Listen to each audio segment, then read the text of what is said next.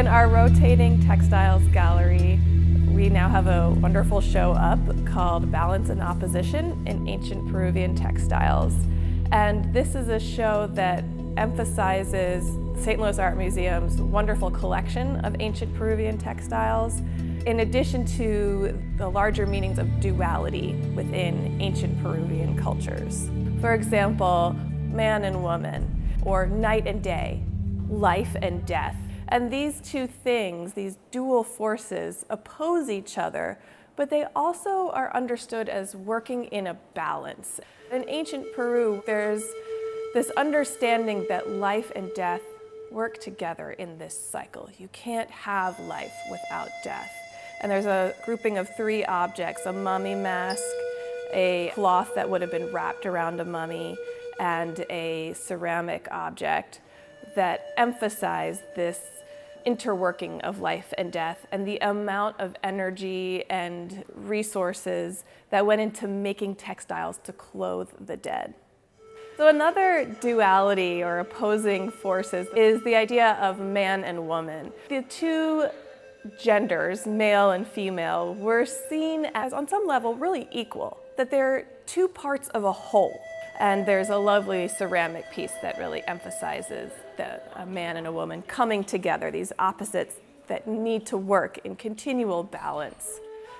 Some workers in Peru in 1943 encountered a site that had a number of really large ceramic vessels, and kind of stuffed in them were reportedly 96 feather panels.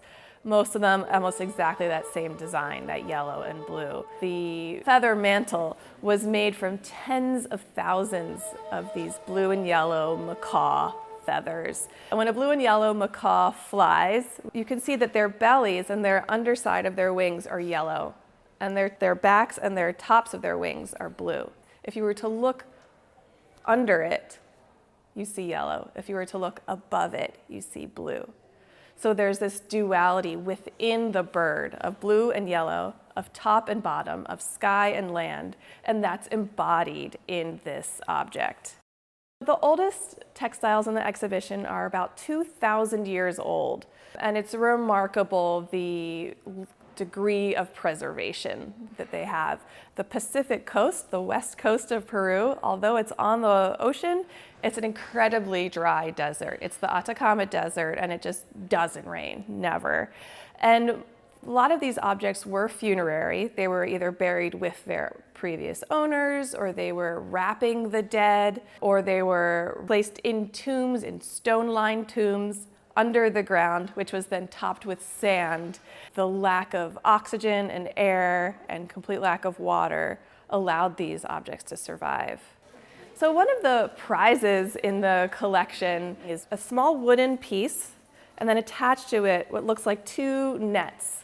It's an anomaly in ancient Peru for scale and weights and measurements to have been used, and it was short-lived. In ancient Peru, there was no form of currency. Their economy was entirely barter and trade and tribute-based taxation. So there was no kind of standard against which you would measure things on a scale. So we have a lot of spectacular works of art from the ancient world. I would love the public to see that the ancient Americas have a wide variety of cultures and really rich artistic traditions, like the beautiful rich yellow and blue of that feather mantle and beautiful patterns, even though it's really far removed from us both culturally and temporally. But we can still recognize things in it and appreciate their beauty and also appreciate their difference.